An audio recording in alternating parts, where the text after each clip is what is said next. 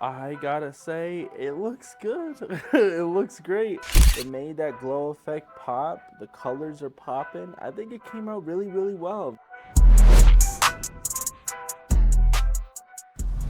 What's up, superstars? The glow effect used to be one of the challenging things when it came to printing the DTF. On this video, we're going to be sharing all the tips and tricks of creating beautiful glowing artwork that is DTF friendly. We got this image from the help of AI and it looked like a great candidate. The prompt is a hip girl dancing with energy at a rave anime style with lots of colors, like the Aurora Borealis. Colorful and very beautiful on black background. So what we're gonna do is actually take this image and transform it to a wearable, breathable DTF t-shirt design. The current image has wonderful colors, but the main thing is the black background. And you don't wanna print this box image. This particular artwork is challenging because you can't just remove it.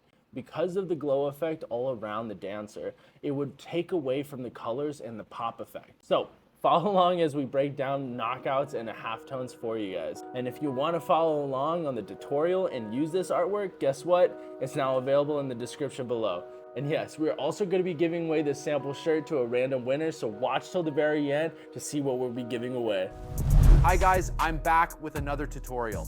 In this one, we have a new artwork with a black background and a gradient glow effect. So what we're going to do is apply a black knockout plus a halftone effect to ensure that all these gradient glows remain intact.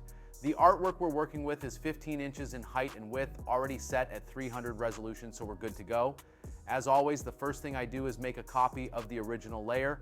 Let's right-click and duplicate the layer. Let's just call it a backup press. Okay, now let's turn off this backup, then lock it so that we won't be able to do anything with it unless we really need to, but we can always turn it back on. Now let's start working on the original layer. The first thing we need to do after creating the backup is to right-click again and duplicate the layer. This time, let's choose New as the destination and press OK, which will take us to a new tab, creating a new document.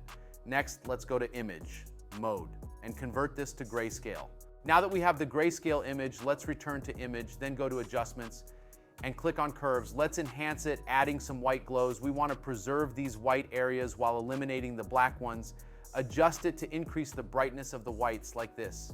Next, go back to Image, then Adjustments, and select Levels. Yes, this should be looking pretty good with something like this. Notice there's quite a bit of white. It's very glowy. If you're satisfied with the outcome, simply click OK. There's no fixed value for this part. You always have to try it out because it's really a case-by-case process. It depends on the image. After that, we'll go to Image, then Mode. In this case, let's choose Bitmap and flatten the layers, then press OK. Ensure the output remains at 300. For the method, select Halftone Screen and press OK. Adjust the frequency to around 30 to 35, depending on how large you want the halftone dots to be. A lower number means larger halftone dots. We want them medium sized to retain plenty of details. Let's choose 35. So now it looks like this, and I think I'll stick with it because it already looks pretty good.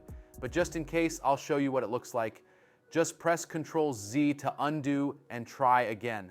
Let's try a different value, maybe 30. Now the halftone dots are a bit larger, but they're not that different from 35, so I think we can still use this option as well. Once you're satisfied with the halftone effect, press Ctrl A to select all, then Ctrl C to copy. Next, let's return to our other document.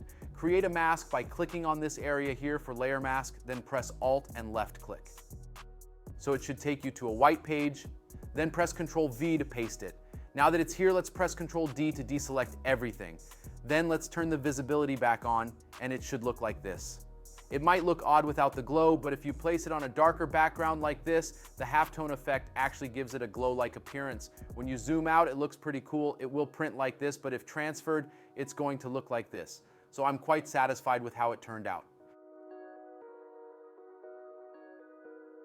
The final step I always want to do is go to Filter, then Other, select Minimum, and set the radius to 0.5. Ensure Preserve Roundness is checked, then press OK. Yeah, that should do it. Now let's save the artwork and we're done.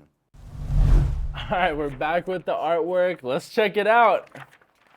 Already off the bat, you could tell a difference. The background in this is completely gone, as well as also the black that's within the actual character. And on top of that, making this very, very loose and breathable, this is going to be very good on a black shirt. I know it looks like this is a lot more captivating because of the black background making the color pop. But trust me, as soon as this does go on a black shirt, you're going to see the same results. All right, well, I'm not going to tease you guys any more longer. Let's get to the press. So the shirt that we're going to be pressing on is a Next Level brand. It is a medium black t-shirt with a model number of 3600. With our heat press, we're going to be using our Heatmaster Prisma. Of course, our favorite heat press so far of all our videos. It has a 16x20 layout, a 10-inch pullout, and you can also thread the shirts putting them in there. Also, I know you see the laser right here. We are not just giving it away just yet, so I cannot bring up anything yet, but if you guys do want to see a video on that, please put it in the description and we'll get right on it. But it's definitely going to be helping us out in this video. All right, let's get into the press. All right, let's continue. So I see that it's a little bit off alignment. So what we're gonna do is just basically kind of set it back. All right, fairly simple. And since we got it properly aligned, we're just gonna set our midway point.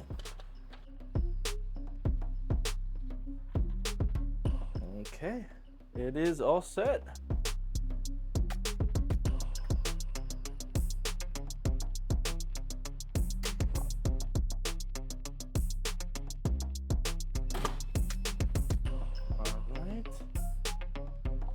Check it out.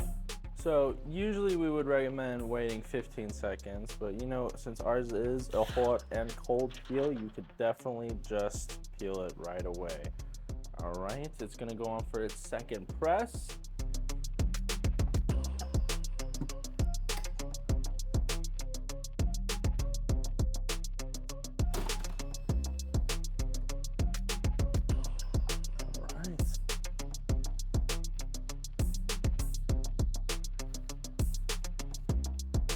Feels nice. Let's take a closer look.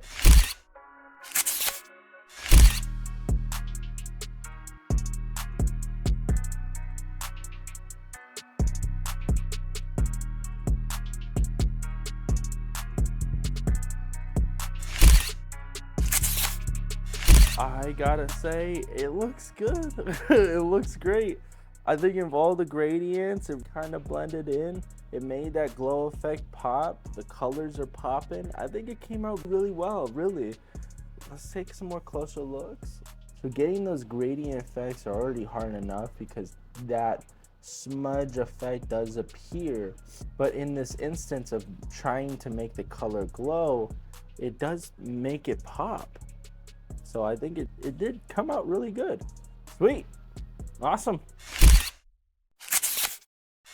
There you guys have it. That's how you guys do black knockout effect with proper halftones. We hope this levels up your DTF game. Also, bookmark it for future reference. We also did promise this to one lucky winner, so down in the comments, let us know what you guys like the most about DTF, as well as also where you guys are from. We will choose a lucky random winner in a few weeks. All right, that's my time to sign off, but before we go, I do want to let you guys know that your support means the world to us. If you guys haven't already, please leave a like on this video and subscribe for more videos like this.